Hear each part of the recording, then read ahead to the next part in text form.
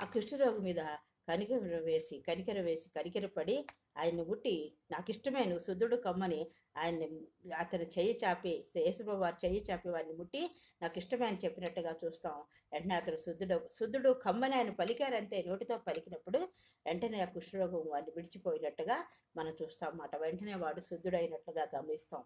అప్పుడు ఆయన ఎవరితోనూ ఏమీ చెప్పకు. ఆయన ఏం చెప్పారు, నువ్వు శుద్ధుడు అయ్యావు కదా, ఎవరితో ఏం చెప్పకు, కానీ నీవు వెళ్ళి వారికి సాక్షార్థమై నీ దేహమును యాజకుని కనపరచు. వానికి ఏం చెప్పారంటే, నీవు వెళ్ళి యాజకుని కనపరుచుకొని సాక్ష్యంగా చెప్పుకొని శుద్ధుడు అయినందున మోషే నియమించిన కానుకలను సమర్పించమని వారికి ఖండితముగా చెప్పినట్లుగా మనం చూస్తున్నాం. ఆజ్ఞాపన చేసినట్టుగా మనం చూస్తున్నాం అన్నమాట. ఆజ్ఞాపించి వెంటనే వాడిని పంపివేసినట్టే. అయితే అతను వెళ్ళి అలా ఉండలేదన్నమాట. విస్తారముగా ప్రకటించడం మొదలుపెట్టాడు. స్వస్థత పొందిన తర్వాత విస్తారంగా ప్రకటించడం. చూడండి, నాకు ఓపెన్ హార్ట్ సర్జరీ అయిన తర్వాత అనేక మందికి ఎన్నో కార్యాలు చేసినప్పటికీ, మరి ఈ వయసులో 70 సంవత్సరాల వయసులో దేవుడు నన్ను మరణం పడక నుండి నిజంగా లేవనెత్తినప్పుడు అనేక మందికి చెప్పాలని ఉంటుంది కదా. మరి అది జయించలేని పరిస్థితి, మరణ పడకపోయిన పరిస్థితి, ఎటుతోచని పరిస్థితి, నిరీక్షణ లేని సమయంలో దేవుడు నిరీక్షణ ఇచ్చి గొప్ప కార్యం చేసినప్పుడు అది ఇతరులకి చెప్పాలి, అనేక మందికి ఇది బలంగా ఉంటుందని అనుకుంటాం కదా. అలాగే ఇతను ఏం చేశాడు, విస్తారంగా ప్రకటించుతూ వచ్చాడనమాట తనకి ఇచ్చిన స్వస్థతను బట్టి.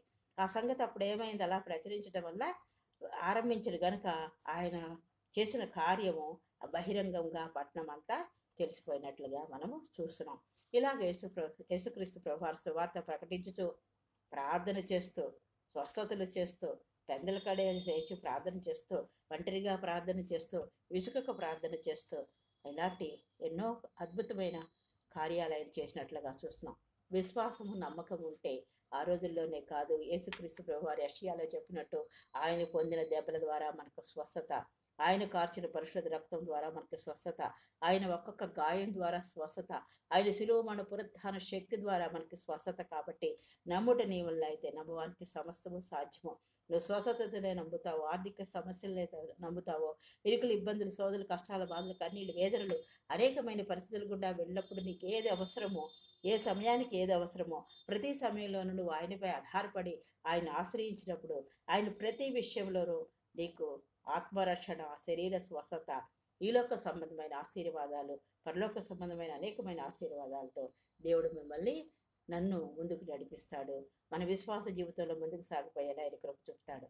కాబట్టి మనం ప్రార్థన చేసే అనుభవం ఉండాలి, ప్రతి విషయంలో స్వస్థత పొందుకునే అనుభవం ఉండాలి, విశ్వాసంతో ఉండాలి, నమ్మకంతో ఉండాలి, ఉదయకాలం లేవాలి, మన గురించి, మన కుటుంబాల గురించి, అనేక మంది గురించి ప్రార్థన చేయాలి, స్వస్థతల గురించి ప్రార్థన చేయాలి, విడిపించడం గురించి, అనేకమైన విషయాల్లో మనం విడిపించి ఆయన ఆదరణకర్తగా అనేకమైన ఆశ్చర్యకార్యాలు ఆయన చేయాలి. కాబట్టి మనం అట్టి విశ్వాసంలో ముందుకు సాగిపోదాం.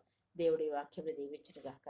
అత్యంత మహాపరిశుద్ధుడు, ప్రేమమేడు, కృపామేడు, దయామేడమైన ప్రభువా, మీ అబ్రంజి పాదములకు లెక్కలేని స్తుతులు, స్తోత్రాలు, వందనాలు చెల్లించుకుంటూ మరొకసారి నీ పాసనకు వచ్చినానైనా నీ వాక్యాన్ని మాకు వివరించి, నాయన స్వస్థతల గురించి, ప్రార్థన గురించి, నా తండ్రి నాయన ఆత్మరక్షణ, శరీర స్వస్థత గురించి మీరు చేసిన అనేకమైన స్వస్థతలు నా ప్రభావ, మీ ప్రార్థనలో నాయన మీ పెందల కడ లేచే అనుభవం, మీ ప్రార్థనా జీవితం, ఇవన్నీ నాయన మాకు మాదిరిగా ఉంచి అటువంటి విశ్వాసంలో ముందుకు సాగిపోవాలని నాయన మీరు మమ్మల్ని నడిపిస్తున్న విధానం బట్టి మీకే వందనాలు, స్తోత్రాలు చెల్లించుకుంటూ మీ ప్రియకుమారుడు మా రక్షకుడైన యేసుక్రీస్తు వారికి నీ పాదాలు పట్టుకుని అతివికులైన గడికి వచ్చినాం తండ్రి, ఆమేన్.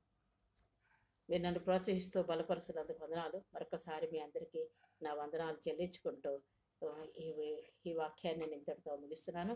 మరొక వీడియో ద్వారా మళ్ళీ మిమ్మల్ని కలుసుకొని మరొకసారి మీతో దేవుని యొక్క విషయాలు పంచుకోవడానికి దేవుడు కృప చూపులాగా మీరందరూ నా కొరకు ప్రార్థన చేయాలని కోరుతూ ఈ చిన్న వాక్యాన్ని నేను ముగిస్తున్నాను. దేవుడు మిమ్మల్ని అందరినీ దీవించుగాక. ఆమేన్.